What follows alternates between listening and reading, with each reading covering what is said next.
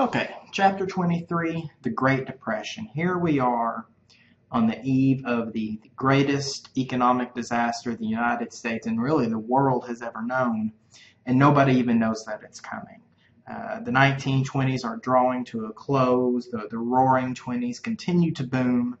It's a time of unparalleled good luck and good fortune. The economy is booming. Everyone's doing well. We've just elected a new president that everyone has all the confidence in the world in, Herbert Hoover. He was a rising star within the Republican Party who many people credited with the economic booms of the 1920s. No one saw any reason that this would not continue. And then virtually overnight, less than a year into his first term, it's all going to come crashing down, sending the United States into a spiral of a multi-year economic depression, which will only be cured by the next World War. So, the Great Depression. Broad themes of this chapter, we're going to talk about the causes of the Great Depression in depth, and then we are going to look at Hoover's response to the worsening economic crisis. So, coming of the Depression. Now, the Great Depression, of course, one of the biggest events of the 20th century, has been studied countless times, and as many historians who have studied it, that they all have different reasons. And most of them are probably valid. The Great Depression was not caused by any one thing. No single cause triggered the Great Depression. It was a very complex event. It was a perfect storm of things that happened. So there are many, many valid reasons why the Great Depression occurred. We're going to look at 6. These are 6 reasons that the American historian J.K. Galbraith, that's the guy's name, his name is Galbraith, he lists 6 causes of the Great Depression. We're going to talk about each of them in turn. Now, I do want to warn you, these causes are, number 1, not in your book. Number 2, you will see them again on a test. So, be sure that you have these causes down pat. Okay, the first of the 6 causes, a maldistribution of wealth. When Galbraith spoke of unequal distribution in income, he meant that the rich were becoming richer while the poor were steadily becoming poor. This is a critical cause of the Depression. In the 1920s, the economy was booming for several reasons, including the country having just won a major war and the availability of new technology. Society had changed. Remember, no longer were the early 20th century values of saving, of hard work, of self-sacrifice. These things are no longer popular. These things are no longer in vogue. The 1920s were all about the individual striking off on his own to make his fortune, preferably as quickly and easily as possible. Well, what's the easiest way to make money in the 1920s? In the stock market. By the end of the 1920s, a great gap had opened up between the richest rich and the poorest poor, and that is a definite sign of a coming economic crisis. What this maldistribution of wealth revolves around is an economic law known as Say's Law.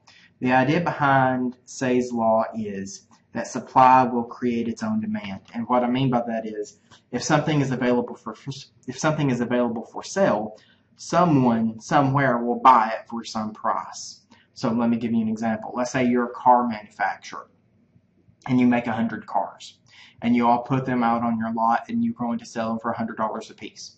And so 10 people come along, buy cars, and you're left with 90 cars. A month go by, and nobody's coming to buy your cars. So what do? You put them on sale, right? You lower the price. So now they're no longer $100, now they're $75.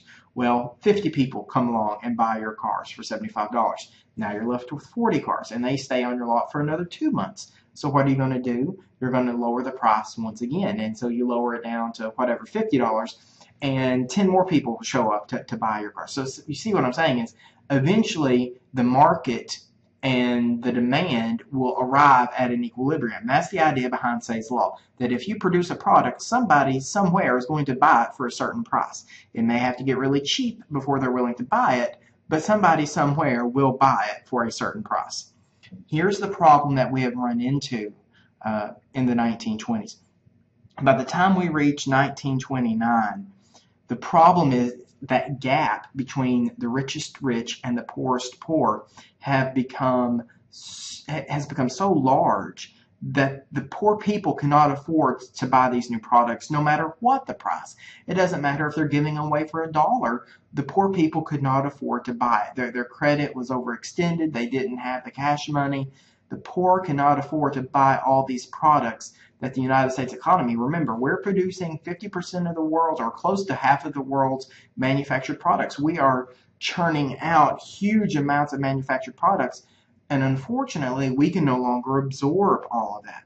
So our economy in the 1920s, nobody realized it, but the economy was very dependent of the spending of the rich on luxury things like new cars and washing machines and vacuum cleaners. And you can see where this is going, right? Eventually, it gets to the point where even the richest rich had all the cars they needed. They have all the watches they needed. They have all the washing machines they needed. And what happens is the rich don't want to spend the money anymore. The poor can't spend the money anymore, and spending drops off. Warehouses become full of inventory that cannot be sold, and the economic boom is over. And that is going to trigger, at worst, or at least a recession, and at worst, we'll see a depression. Another problem is the unstable corporate structure. This is the so-called upside-down pyramid. A typical correct business pyramid would look something like this. At the bottom, you have a very broad base, and that base is made up of agriculture and industry. Above it, you have a slightly narrower base, which will be made up of investment trusts that have bought stock in the base businesses. Above them, you have even fewer investment trusts that have purchased stock in the bottom investment trusts, and so on and so forth. By the time we get to the 1920s, however, the pyramid is reversed. The bottom of the pyramid is a very tiny base of industry. Above the base, there are a large number of investment trusts that held stock in that industry, and above them an even larger number of investment trusts that held stock in the first trust, and so on and so forth. This is very dangerous. As you can understand, it's an upside-down pyramid. It's not stable. If anything happens to wipe out that tiny base of industry and agriculture, the whole thing's going to collapse. That's exactly what happens at the end of the 1920s. The third reason is foreign trade imbalance. Before World War I, the United States had been a debtor nation. And what I mean by that is nations from Europe, which were older, more established, and certainly wealthier, nations from Europe loaned money to the United States, and the United States paid that back partially in goods that we shipped them overseas. However, after the war, that has flip-flopped. We have shifted from a debtor nation to a creditor nation. After the war, the United States is in a creditor nation role. The goods that are being shipped overseas were not deducted from a negative trade balance, but added to a positive one, because now Europe owes us money. We're giving them money to rebuild their country. They can't afford to produce their own goods, so we're just adding to a positive balance. This meant that countries began to owe America money that they needed to rebuild. Now, they could pay off that debt in hard currency. They could pay off that debt in, for example, gold reserves for a short while, but they couldn't keep that up for very long. They've only got so many hard currency reserves.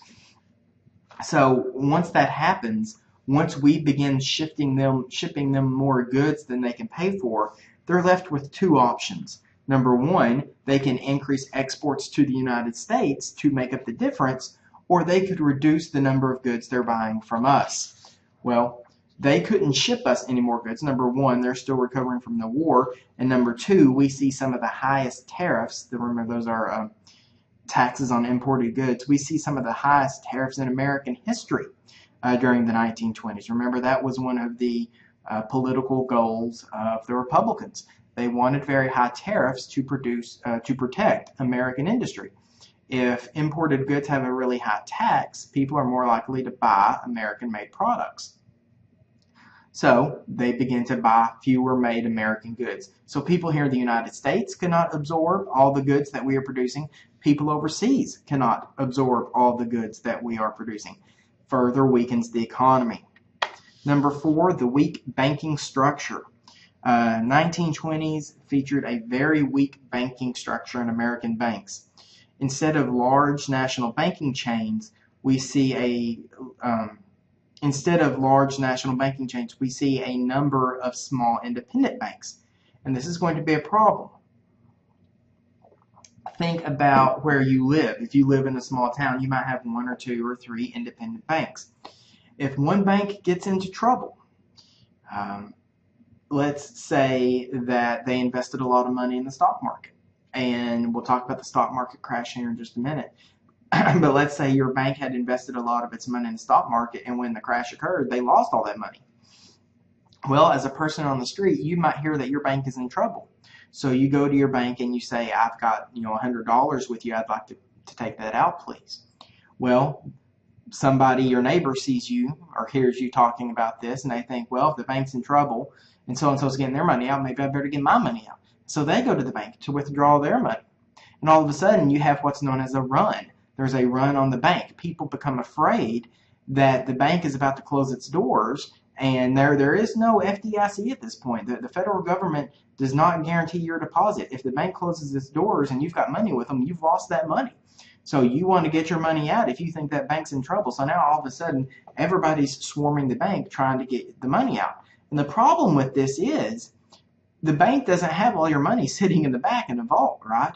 You give the money to the bank, and they loan it out in investments. And the idea being that not everybody's going to want all their money at once, because if that happens, they're in trouble, and that's exactly what happened. Now, the real problem occurs is because all these banks are independent. Normally, if there's a run on a bank, it could call a branch in another town and say, hey, we need cash reserves. We need you to get some money over here because people are trying to draw all their money out. But if you're an independent bank, there's nobody for you to call on. And see, that's the problem. There are no national banking structures in place. These small independent banks, they couldn't call on anyone to get that help that they needed. What's even worse, even sound, healthy banks were taken down by this. Let's say, like I said, maybe there are 2 or 3 independent banks in your town. Well, when you see a run on your neighbor's bank, even if you don't have money in that bank, you're going to think, man, maybe something's wrong with my bank too. I better go get my money out. And so you can see how this thing snowballs very quickly. Even sound banking institutions that had no problems, they could be taken down by this weak banking structure. All right, number 5, economic intelligence. Just a general lack of economic intelligence. The economy was thought to be a self-regulating machine, and depressions would just naturally cure themselves.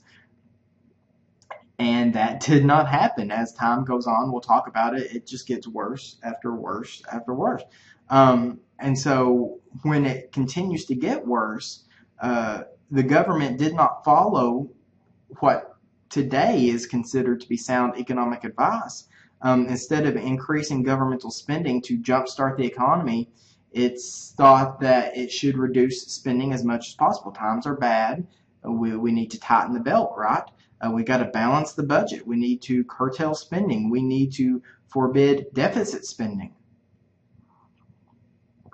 Economists refuse to go off the gold standard. So the money supply is contracted. You got to cut taxes to stimulate the economy. So less money is flowing into the government coffers. And so that's actually just going to make things even worse. And then last, and probably the most critical and certainly the most visible cause of the Great Depression, is the stock market crash. Between October 24th and October 29th, so over a period of just around a week, the stock market is going to lose anywhere between $10 and $15 billion. And those are in 1929 dollars. $10 and $15 billion. One of the major problems with the stock market is rampant speculation. Speculation is essentially gambling on the stock market. As I mentioned, one of the new values of the secular 1920s was to make as much money as fast as you can, as easily as you can. And the best way to do this was the stock market. Values of stock are going through the roof. And people were engaging in what was known as buying on the margin. Buying on the margin was essentially buying stock on credit. And it would work something like this. Let's say that there is a certain stock that you want to buy. If the stock costs $100, but you don't have $100 in order to buy that stock. You only have a little bit of money. So what you do, you put up a certain percentage of that stock. Let's say it's 10%. So you're looking to buy stock that's worth $100, but you don't have $100. You've got $10. So you go to a credit agency and you say, okay, look, this is what we're going to do.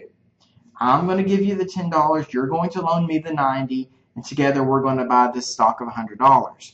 A couple months will go by. I will sell the stock for $200. I'll pay your loan back with interest, and I will still have money left over. So it was seen as a win-win situation. But there's problems with this. Number one, this probably led to the inflation of stock values. People were speculating in order to make a profit, but the actual value of the companies hadn't changed, right? Stock is a valuation of the company, because remember, when you buy stock, you're buying a little slice of that company. And that company probably wasn't doubling, it wasn't going from $100 to $200. It wasn't doubling in value over a month's time. They didn't produce twice as many goods. They didn't have twice as much real estate. They didn't have twice as many employees, right? They didn't actually double their growth in that month's time. And so that value is really all on paper. And eventually somebody's going to wake up and say, look, I've got all this money invested into stocks that may be worthless. I've got all this money invested into stocks, and the companies really aren't worth all this much money. So when they realize that, what are they going to do? They're going to sell. They're going to sell their stock to make back as much money as they can before the bottom falls out of the stock market. And that's exactly what causes the stock market crash. Somebody starts selling off their stock, somebody gets spooked and starts selling off their stock, and it's a chain reaction, kind of like the bank runs. When you see somebody going down, you want to get out too. And so, like I said, over the span of less than a week, between 10 and $15 billion are going to be lost. So those are the 6 causes of the Great Depression that I want you to focus on. The maldistribution of wealth, the unstable corporate structure, foreign trade imbalance, weak banking structure, economic intelligence, and the stock market crash. Now, like I said, they're not numbered like that in your book. Your book probably talks about all of them in one way or another, but I want you to know those 6 causes. And then, like I say, I can almost guarantee you will see that again on the test. All right, I do want you to know this is not an overnight event.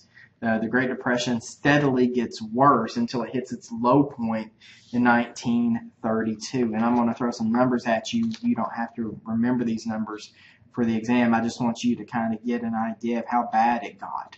Between 1930 and 1933, over 9,000 banks collapsed in the United States. There is a severe contraction of the United States economy. The gross national product, that is a number. You can tag a number to the amount of goods and services that the United States produces. That's the gross national product. The total amount of goods and services that we produced declined by 25% in 3 years. By 1932, at least 25% of people were unemployed. Remember the Great Recession back in 2008, 2009, 2010? We had unemployment levels of 7 and 8%, and people were going crazy, right?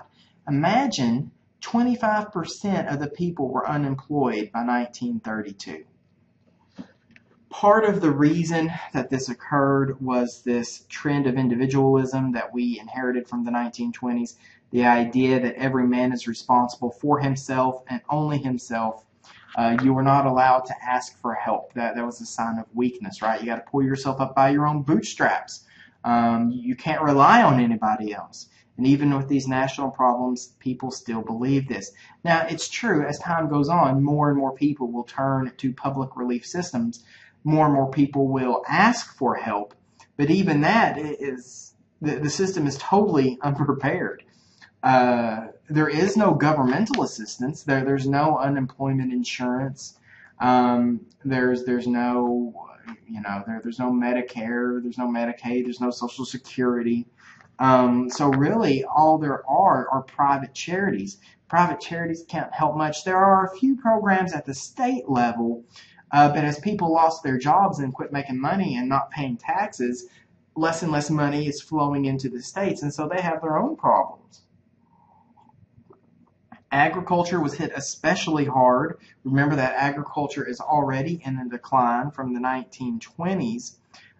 Farm income is going to decline by 60%, and a full third of all farmers are going to lose their land. They're going to lose their homes and their fields during the Great Depression. And just to add insult to injury, it's not just an economic disaster, it's an ecological disaster as well, because as we move into the 1930s, the United States will be hit by an intense drought, which comes to be known as the Dust Bowl. And you can see here these huge dust storms that ravage Oklahoma and Texas. And the problem was, again, it's kind of a perfect storm. For years and years and years, the land had been overtaxed. They had overfarmed the land. The soil began to dry out from lack of rain and from overuse. It became, the dirt essentially became sand. And without any windbreaks out on the Great Plains, these huge windstorms would develop and just engulf these towns. I've seen accounts where you would have a regular day, and then the next day a windstorm or dust storm would move through, and it would take 6 or 8 inches of topsoil off. It'd just be gone. It's blown away. And the really bad thing is, and this kind of blows my mind, even with the Dust Bowl, there is still overproduction. And so the farms that are still producing too much. And it continues to drive the market down because they're oversupplying. Supply has outstripped demand, and that drives down prices. So it's really, really bad time for farmers. And of course, this is the time period where many people just up and leave their farms, right? The Okie from Oklahoma, they gather up all their belongings, they pack up the family car, the family truck, and they go somewhere else to make a fresh start. There's a huge migration of people from the Midwestern states into places like California. California was kind of the promised land, right? It's the bread bowl of the United States. It's great agricultural land. There's farming jobs for everybody. And of course, by the time you got out there, it turns out there really wasn't. But that was the dream in the 1930s. Of course, minorities are significantly impacted by the Great Depression, the so-called last hired, first fired. Black people lost jobs to white people. Women lost jobs to men. And really, women faced significant discrimination during the 1920s because the idea was every job that a woman had was a job that a man could be using to feed his family. Of course, that doesn't recognize the fact that even if the husband was working and the wife was working, they still might not be making enough money. But anyway, minorities were significantly impacted by the Great Depression.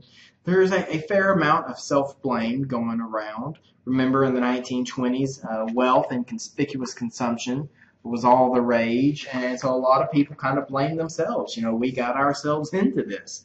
And as a result of that, we see a lot of people turn not only to older values, but more extreme values. Well, people return to saving and thrift and, living with family and banding together, and that's fine. But we also see some truly, some truly extreme examples to this. Communal living became very popular in the 1930s, kind of the idea everybody throws their personal possessions kind of into the pot, and then they all draw from that as needed. Everybody lives together on a farm, and everybody, donates their labor or whatever. Communes become very, very big in the 1930s. And as it continues to get worse and worse and worse, Americans turn more to radicalism. They get really extreme. The American Communist Party becomes a popular and well-respected political party in the United States. Something that arose here in Arkansas, the Southern Tenant Farmers Union, was an attempt to unionize farmers. When you think of unionization efforts, you generally think of the working class, of factory workers. But this is a truly unique effort to help out farmers. And it's pretty interesting stuff. All right, so here we are.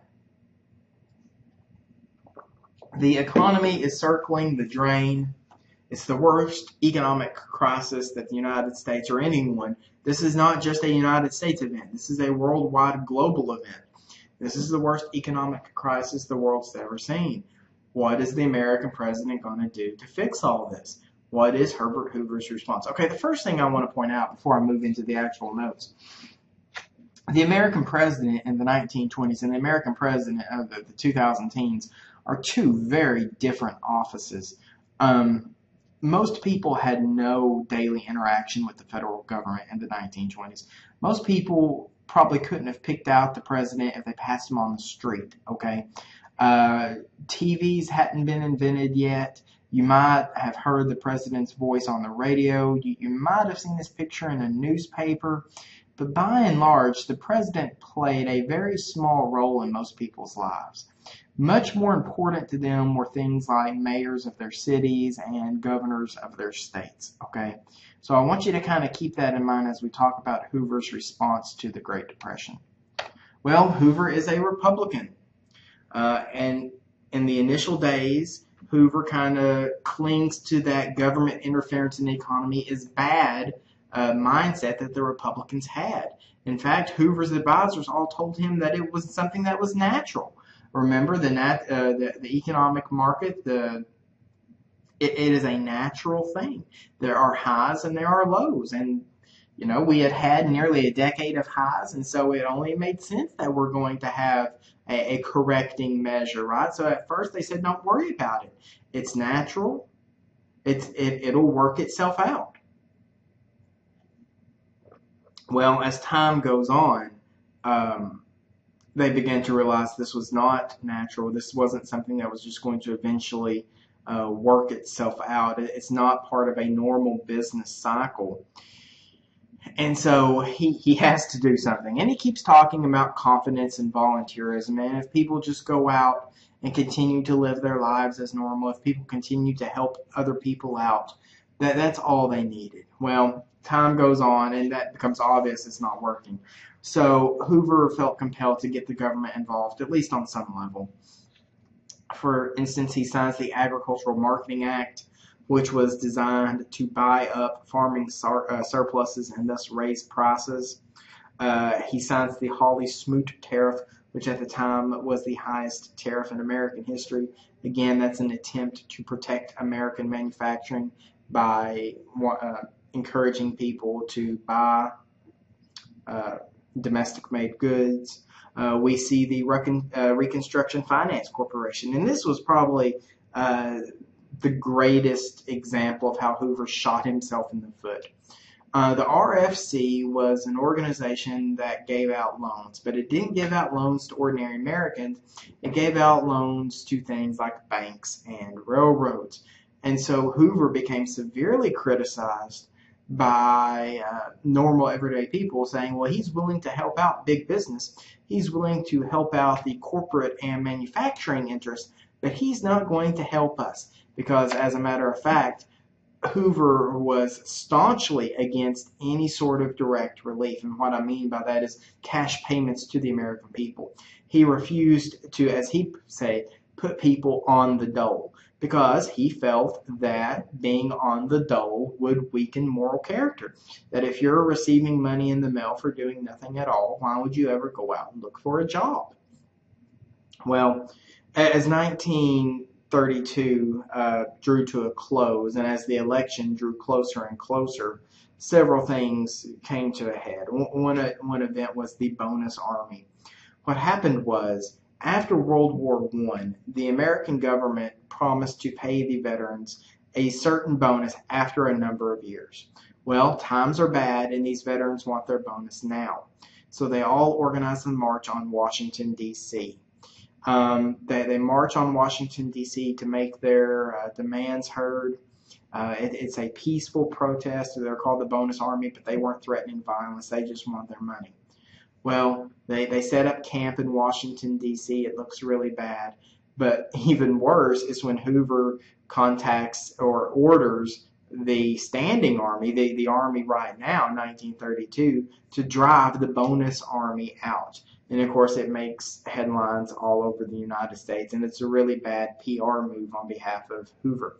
So as we move towards the election of 1932, uh, the American banking industry is in a crisis, and it looks like it is going to collapse at any day. And if banking goes under in the United States, that is going to be a very, very big deal. And so everybody knew that the election of 1932, a change was coming. Since the end of the Civil War, virtually with the exception of Grover Cleveland and Woodrow Wilson, the presidency had been dominated by Republican candidates. And now it becomes obvious that another Republican is not going to take over from Hoover. Hoover's not going to be reelected. It becomes obvious that there's going to be a change in the presidency.